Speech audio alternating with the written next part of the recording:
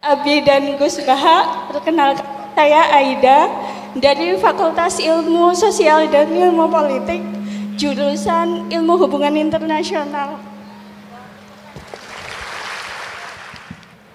Bismillahirrahmanirrahim. Kebetulan saya ini ahli tip betul, jadi insya Allah gampang. Saya tadi tersanjung lah dipuji Pak Munjid, katanya saya ini orang yang gampang saja menangani macam-macam. Memang faktanya gampang, dunia ini tidak ada yang susah. Yang susah itu... Assalamualaikum pemirsa yang berbahagia. Berjumpa lagi dengan saya Cak Latif di channel YT Mengaji. Di video kali ini kita akan mengaji dengan Kiai Haji Bahauddin Nur Salim, atau yang biasa kita kenal dengan Gus Baha. Sugeng midhangetaken Cak. Sebelum menonton video ini, bagi saudaraku yang belum sholat, silakan sholat dulu Cak. Jangan sampai video ini melalaikan apa yang menjadi tujuan hidup kita di dunia. Terima kasih Pak Munjid atas kesempatan yang diberikan. Matur Abi dan Gus Baha, perkenalkan saya Aida dari Fakultas Ilmu Sosial dan Ilmu Politik, jurusan Ilmu Hubungan Internasional.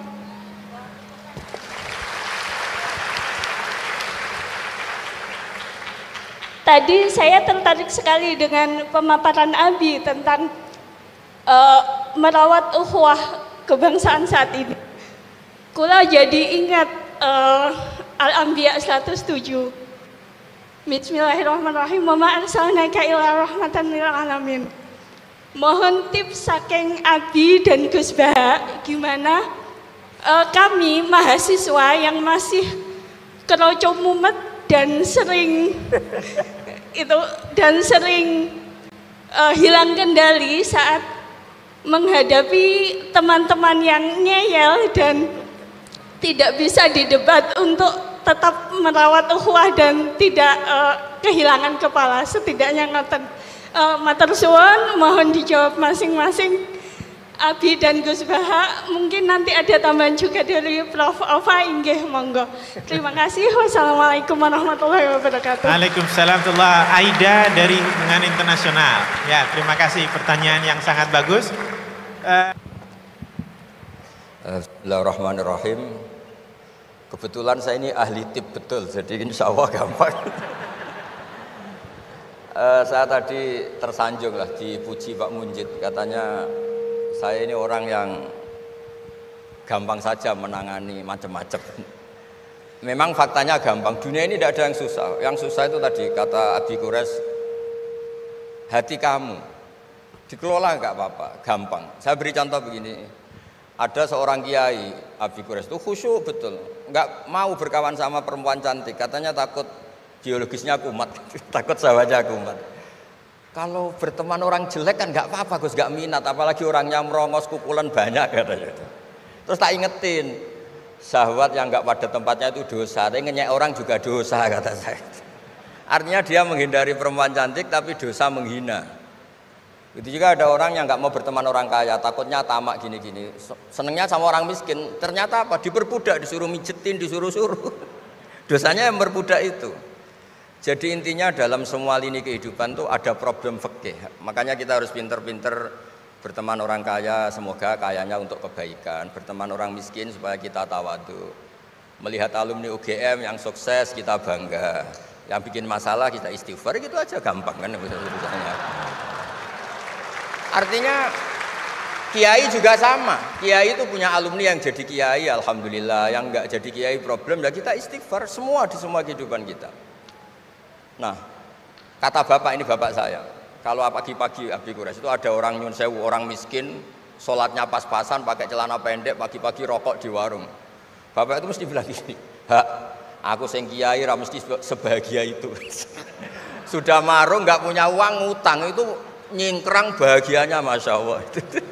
Itu kata bapak, itu rahmatnya Allah. Orang nggak punya karya, nggak punya prestasi sebahagia itu, jangan diganggu kan. Selama ini kita sebagai akademisi, sebagai dosen juga ikut salah. Melahirkan satu faham, bahagia itu kalau jadi dosen, bahagia itu kalau jadi rektor, jadi menteri. Sehingga orang itu tidak kok berbahagia dengan kesehariannya. Padahal orang seperti itu, sering saya ketemu orang nganggur itu. Wah enak Gus dadi wong nganggur lah piye? Jadi menteri dikongkon presiden, jadi pejabat esok kudu ngantor. Jadi wong biasa enak wae turu-turu wae ngopi-ngopi gitu. Intinya bahagia seperti ini tidak usah dibatalkan, biar aja tetap bahagia seperti itu. Karena kalau kamu jadi dosen, nyanyi Anda di UGM juga kamu nggak mau. Jadi itu penting, ngelola kebahagiaan itu penting. Jadi ini Mbak Aida, Mbak Aji, semuanya harus dilatih lah, bahagia itu dilatih. Syukur-syukur model wali ya, terus sujud, terus sungkem di Allah. Kalau nggak model wali ya dilatih yang gampang-gampang. Saya teringat konflik itu dimulai dari tersinggung. Saya ulang lagi, konflik itu dimulai dari tersinggung. Saya punya sekian khazanah tentang ngelola tersinggung. Saya berkali-kali cerita itu. Suatu saat Imam Syafi'i didatangi orang, cium tangan, terus hormat. Setelah itu orangnya menghujat. Dilaporkan sama santrinya, itu orang yang tadi nyium engkau, di luar menghujat engkau, menghina engkau. Imam Syafi'i tertawa-tawa, baguslah saya wibawa, di depan saya agak berani. Enteng saja, dianggap enteng saja. Enggak kok, wah itu khianat, itu munafik, enggak. Alhamdulillah saya wibawa, buktinya di depan saya tidak berani. Nah ini tip Bu Rektor, kalau ada yang ngerasain jenengan di luar, alhamdulillah di depan saya tidak berani. Jadi enteng saja. Diceritain lagi, orang separuh dari kampung ini enggak suka jenengan Imam Syafi'i, karena engkau terlalu ngendikan hak. Baguslah, kalau enggak suka saya berarti enggak ngutang saya. Yang masalah tuh yang suka-suka itu bisik-bisik minta-minta. Jadi dianggap enteng saja. Kalau Anda sudah bisa ngelola konflik seperti itu, ringan saja. Ada lagi ulama disuruh ke tetangganya. Setelah datang ke rumahnya, irji falah hajata libik. Sudah kamu kembali, saya tidak butuh kamu. Setelah sampai rumah dipanggil lagi, ya saya jadi butuh kamu, silahkan ke rumah. Datang lagi sampai 3 kali. Dan setiap dari 3 itu ulama tadi senyum, senang puas sekali. Akhirnya pemuda tadi tanya, engkau saya bully, saya kerjain kok tetap seneng ceria. Sampai 3 kali. Ayo datang ke rumah saya. Setelah sampai rumahnya, sudah pulang aja, saya tidak butuh kamu. Setelah di rumah dipanggil lagi, Pak Yai jadi acara di rumah saya. Setelah di rumahnya, sudah saya tidak butuh kamu, pulang. Sampai 3 kali. Dan fikul lil marroh, di fitil kal marroh, di semua itu beliau senyum, seneng menikmati. Terus tanya pemuda tadi, kenapa engkau tetap senyum-senyum menikmati? Saya ini penghamba Allah sejati, senang saya sama ajarannya Allah, disuruh menghormati tetangga. Kamu tetangga saya, minta saya datang ya datang, puas kamu nyuruh saya pulang ya saya pulang. Alhamdulillah saya jadi hamba Allah yang baik, ngikuti perintah Allah, hormat tetangga. Sama kita di Indonesia gitu. Kalau Anda tidak sepaham dengan presiden atau dengan bupati, perintah Allah itu hubungan dengan mereka baik, cocok tidak cocok harus baik, itu perintah Allah. Jangan yang cocok kita membebek, nggak punya prinsip, nggak punya ideologi. Saya diundang di sini, kalau nuruti nafsu saya tidak cocok. Kiai kok diatur-atur. Tapi perintah Allah disuruh menghormati kawan. Kata Rasulullah di sebuah hadis, inna min abaril birri silatar rajul ahla wuddi abih. Kebaikan tertinggi itu adalah berkawan baik sama teman bapaknya. Saya ini dekat sekali sama Profesor Zaini Dahlan, sehingga harus menghormati putrinya. Sebetulnya wajib hormat itu dosen UGM, kalau enggak dipecat kan. Tapi saya punya konstitusi sendiri. Jadi kalau hidup kamu sudah bertautan dengan Allah, semuanya indah. Maka na yu'minu billahi wal yaumil akhir falyukrim jarahu. Kalau kamu iman sama Allah dan Rasul, hormati tetangga kamu. Bukan pakai hukum sosial. Kalau baik saya baiki, kalau enggak. Berarti ada terdikte oleh makhluk. Terdiktelah oleh Allah Subhanahu wa taala yang suruh supaya kita selalu baik. Nabi mencontohkan ada 3 tetangga. Satu punya 3 hak, yaitu dia muslim, dia kerabat kamu, dia tetangga kamu. Yang 2 punya 2 hak, dia muslim, dia tetangga kamu, tapi tidak keluarga kamu. Yang 1 punya 1 hak, dia tidak muslim, tidak kerabat, tapi itu tetangga kamu, yaitu non muslim, juga harus baik. Suatu saat Khalilur Rahman Ibrahim ditemani orang Majusi, umurnya 70 tahun. Cerita ini ada di Ihya, di Ar-Risalah Al-Qusyairiyah. Ya meskipun ini tidak bidang Pak Munjid, tapi referensinya saya sebut sebagai penghormatan pada UGM. Kamus keren, masa ngomong tanpa referensi. Nah, itu nanti ini pasar gelap kata beliau. Kalau ada kiai yang referensinya tidak banyak, kata beliau pasar gelap katanya. Saya minta makan kali ini saja. Kata Khalilur Rahman Ibrahim, hatta tuslima, kamu harus Islam dulu. Terus orang ini putus asa. Wallah itu sudah pulang. Setelah sekian meter sama Nabi Ibrahim, sama Allah, Nabi Ibrahim dikasih wahyu. Ya Ibrahim, kamu tidak mau ngasih makan orang itu meskipun hanya 1 hari. Tidak, karena dia masih kafir, non muslim. Utimuhu ala kufri sab'ina sanatan. Itu orang sudah umur 70 tahun, tidak pernah kelaparan. Sayang Tuhan saja ngasih makan, kamu manusia tidak mau. Jadi. Terus dipanggil akhirnya, ya Majusi sini, tak kasih makan. Kenapa kamu rubah? Ditegur sama Tuhan, karena kata Tuhan, saya yang Tuhan saja, yang dikafiri dia, tak kasih makan kok kamu manusia kok ribet. Akhirnya dikasih makan. Jadi contoh-contoh muamalah kebangsaan, beda agama itu cukup, referensi kita cukup. Yang enggak cukup adalah pikiran kita yang sempit, itu masalahnya pikiran kita. Wong Islam itu kepenak, enak betul. Saya punya saudara, punya keluarga, saya tadi cerita Pak Kures. Wah itu haternya banyaknya bukan. Tapi bilang ke saya, dah Gus kita sama-sama wali. Syaratnya wali itu hanya dua, dicintai banyak orang atau dihujat banyak orang. Kalau dihujat banyak orang itu ngilangi dosa kan. Islam itu enak, dicintai orang ya ibadah, dirasani orang ngilangi apa? Dosa. Maka kamu jadi dosa. Tenang saja. Kalau mahasiswa senang energi kebaikan, kalau tidak senang ngurangi dosa, kan enak kan? Monggo jenengan milih mana? Milih banyak pecinta apa banyak yang membenci. Tapi apapun itu terus kembali ke Pak Kores tadi. Yang semuanya dari semua itu adalah Allah Subhanahu wa taala. Kalau kamu nyari ridhonya Allah, enteng semua kan? Sudah enteng betul. Menyabari orang yang menyinggung itu ya ibadah. La taghdab faradda miraran faqala la taghdab. Tersinggung tidak marah itu ibadah. Wal kadhiminal ghaidh. Jadi itulah yang harus kita latih, saya itu sering ijtihad ya, bukan dengan makna yang mutlak ijtihad biasa. Saya ini termasuk kiai yang susah diundang. Saya datang ke sini bukan sebagai UGM, Bu Ova itu putra dari Profesor Zaini. Jadi jangan GR Pak Munjid kalau saya diundang UGM terus Pak Jumawa undang, biasa aja. Biasanya bukan karena meremehkan UGM, enggak. Memang ada aturannya. Kiai itu kan ya jaga hatinya.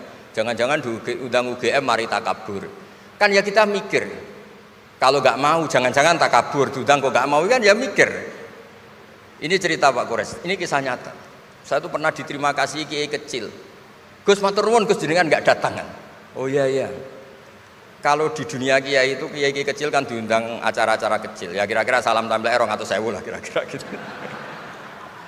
Gara-gara saya tidak datang dia lakon itu ya lakon dia yang disalami template, yang dicium. Oh itu kalau jenengan datang saya mahjub, saya itu gak kanggo. Gitu. Jadi dianggap uang 200.000 itu dari saya.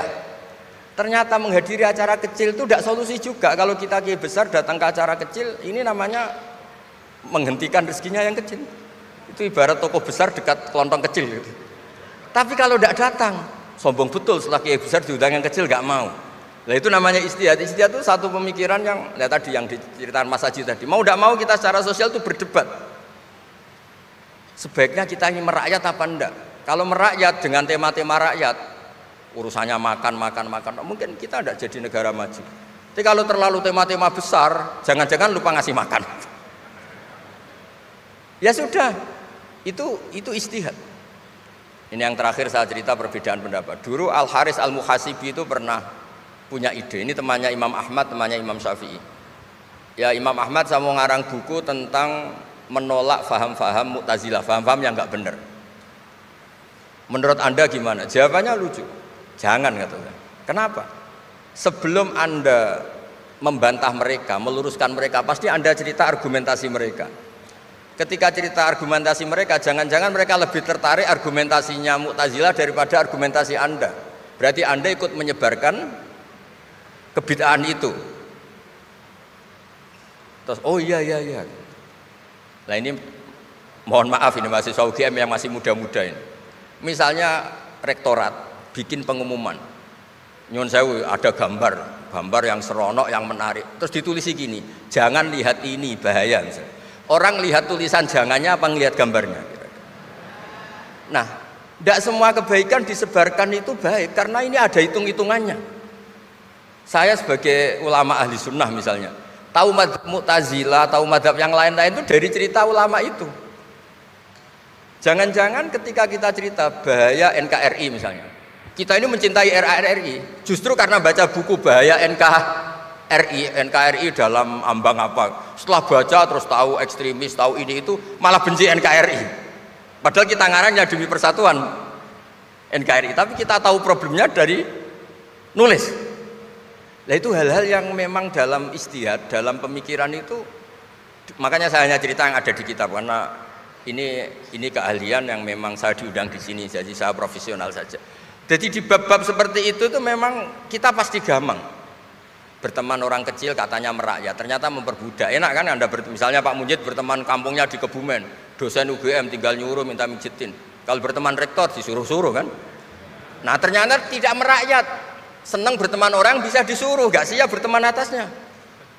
Lah gak mau berteman atasnya katanya merakyat, ternyata karena hasud, karena gak jelas semua, hidup ini gak jelas. Yang jelas hanya Allah Subhanahu wa taala. Makanya menurut ilmu tasawuf itu kulillah tumadarhum fi khawdima labun, sudahlah kembali ke Allah. Berteman orang kecil ya karena perintah Allah. Kalau karena perintah Allah pasti inginnya ikram, memuliakan. Berteman orang besar juga karena perintah Allah supaya ada hasud, supaya Indonesia ada chaos. Kayak tadi yang didawuhkan Pak Quraisy, la imamun khusyum khairun min fitnatin tadum. Imam yang dengan arti salah itu masih lebih baik ketimbang chaos. Karena kalau chaos lebih gak kebayang. Ya apapun itu cukuplah khazanah-khazanah Islam untuk mendidik kita sebagai orang yang menjaga kebinekaan, menjaga ukhuwah. Ya, terima kasih.